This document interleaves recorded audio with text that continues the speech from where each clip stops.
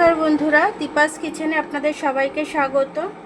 আজকে আমি বর্ষাকাল, ভীষণ বৃষ্টি হচ্ছে এখানেতে, সেই হিসাব করে আমি একটা খিচুড়ি করব, নিরামিষ খিচুড়ি, সেটাই আপনাদের সাথে শেয়ার করব।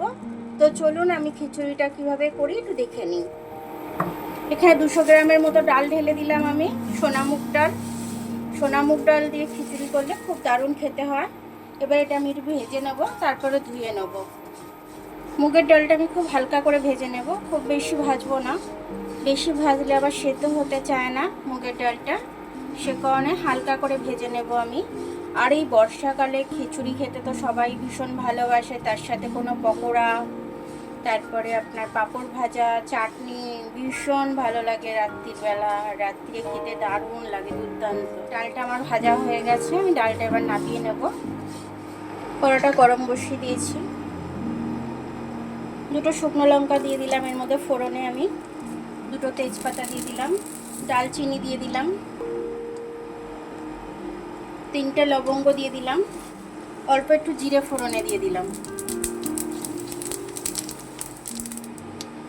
এখানে আমি কিছুটা আলু কেটে ধুয়ে রেখেছি, আলুটা আমি দিয়ে দেবো ভাজার মধ্যে। আলু ভাজাটার মধ্যে একটু হলুদ দিয়ে দেবো আমি, একটু নুন দিয়ে দেবো, দিয়ে এবার এগুলো ভেজে নেবো আমি। আলুগুলো ভাজা ভাজা হয়ে গেছে, আমি এখানে বাদাম কিছুটা রেখেছি ভেজে, আর এখানে কিছুটা নারকেল কুচিয়ে রেখেছি, নারকেল কুচোটা দিয়ে দেবো আমি, আর বাদামটাও দিয়ে দিলাম, একসাথে ভেজে নেবো আমি। এবার এটা আমি ঝালের জন্য গুঁড়ো লঙ্কা দিয়ে দিচ্ছি, একটু জিরে গুঁড়ো দিয়ে দিচ্ছি, জিরে ফোড়নে দিয়েছি, জিরে গুঁড়োটা একটু কম দিলেও চলবে। জিরে গুঁড়ো দিয়ে দিলাম, একটু হলুদ দিয়ে দিচ্ছি আমি, হলুদটা তখন ভাজার মধ্যে দিয়েছিলাম। এবার চালটা দেবো আমি, এটার সাথে আমি একটু ভেজে নেবো। এটা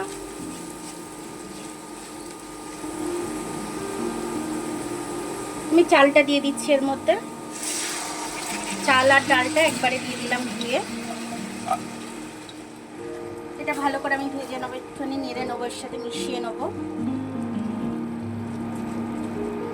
স্বাদ অনুযায়ী নুনটা দিয়ে দেবো, ভালো করে একটু নেড়ে নেবো আমি। তো এটার মধ্যে আমি জল দিয়ে দেবো। খিচুড়িটা একটু ঢাকনা খুলে দেখে নেবো কতটা হয়েছে।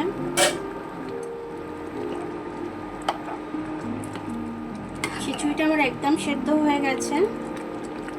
এবার আমি একটু চিনি দিয়ে দেবো, যেহেতু এটা গোবিন্দভোগ চাল আর মুগের ডাল দিয়ে করা আছে, তো আমি 2 চামচের মতো চিনি দিয়ে দিলাম।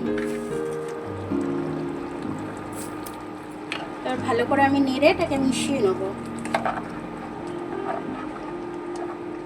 খিচুড়িটার মধ্যে আমি একটু ঘি দিয়ে দেবো এবারে, নিরামিষ খিচুড়ি তো একটু ঘি না দিলে ভালো লাগে না, বেশি করেই দিয়ে দেবো, 2 চামচ মতো দিয়ে দিলাম, ভর্তি ভর্তি একদম।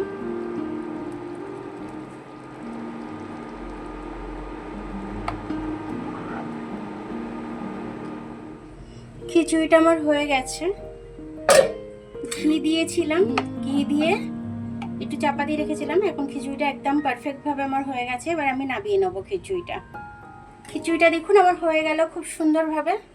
একটা গোটা পাঁপড় ভেজেছি আমি, পাঁপড়টা তো গোটা খাওয়া যাবে না, ভেঙেই দেখাচ্ছি আমি, এখানটা রেখে দিচ্ছি।